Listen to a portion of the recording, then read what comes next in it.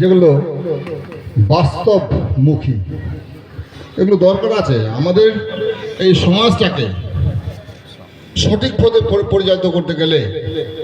বক্তার যে বক্তব্য খুব ভালো লেগেছে। আমি বিশেষ করে বাড়িতে আমার কামারতোর, অন্য কোথাও না। ছোটবেলায় কামারতোরের মসজিদ সম্পর্কে জানাই আছে সবার। ছোটবেলায় আমরা কি করতাম, চলে যেতাম, যেই জলসা হচ্ছে চললাম বেলা ডোবার আগেই জলসা শুনতে মানে প্রতি বছর অপেক্ষায় থাকতাম। ওইখানে গিয়ে আমরা ওই যে খড় নিয়ে বসে গেলাম।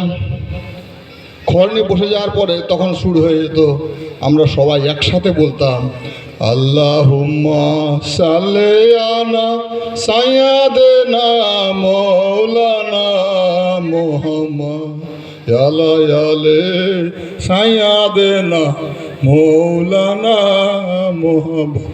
অবশ্য এর অর্থ আমি বুঝতাম না, কিন্তু এই যে সুরটার সঙ্গে এত একটা ভালো সম্পর্ক ছিল, খুবই ভালো লাগতো। একসঙ্গে ডেলি যেতাম, যতদিন জলসা চলবে ততদিনই। তো যাই হোক, এখানে আজকে একটা ধর্মীয় সভা। আজ এই ধর্মীয় সভায় মৌলানা মৌলবীরা যা কথা বলবেন মহামূল্যবান। এই সভা তো ডেলি হবে না, অতএব আপনাদের কাছে আমি অনুরোধ করব, মন দিয়ে শুনবেন। শুধু শুনলেই হবে না, এক কান দিয়ে বের করবেন না, শুনে সেটাকে বাস্তবায়িত করবেন। বাস্তবায়িত যদি করেন তাহলে আজকে এই ধর্মীয় সভাটা সার্থক বলে মনে হবে। আর যদি এদিক ওদিক ঘুরে বেড়াচ্ছি, কোনো রকম সময় কাটাচ্ছি, এটা কোনো মানে হবে না। এই ধর্মীয় সভা মানুষকে সঠিক পথে পরিচালিত করার জন্য এই ধর্মীয় সভা হয়। তার পেছনে উদ্দেশ্য তো অবশ্যই আছে, যেটা ঈদগাহ উন্নয়ন কল্পে, সেটা তো অবশ্যই।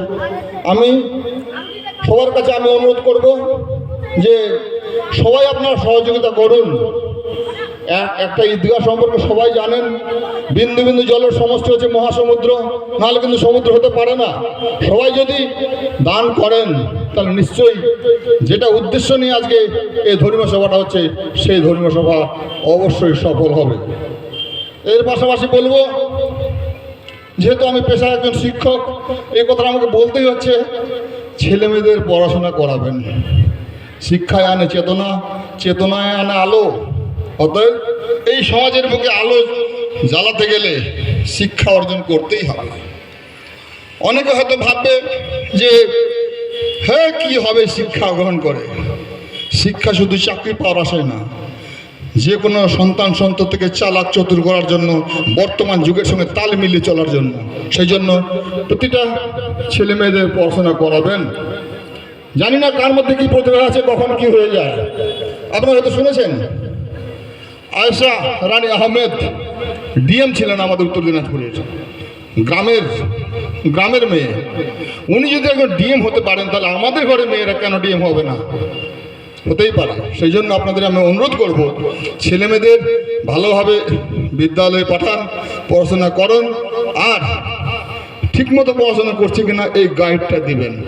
অনেকে ভাবছে যে স্কুল যাচ্ছে, পড়ছে, তো প্রাইভেট পড়ছে যাচ্ছে, কিন্তু কতটুকু বাড়িতে পড়ছে সেই জিনিসটা দিকে লক্ষ্য রাখবেন। আর সব থেকে এখন যেটা মারাত্মক জিনিস, সেটা হচ্ছে মোবাইলটা, বড় মোবাইলটা। অনেক ছেলে মেয়ে এটাতে, বেশিরভাগ ছেলে মেয়ে খারাপ কাজে ব্যবহার করে। এটা অনেক কিছু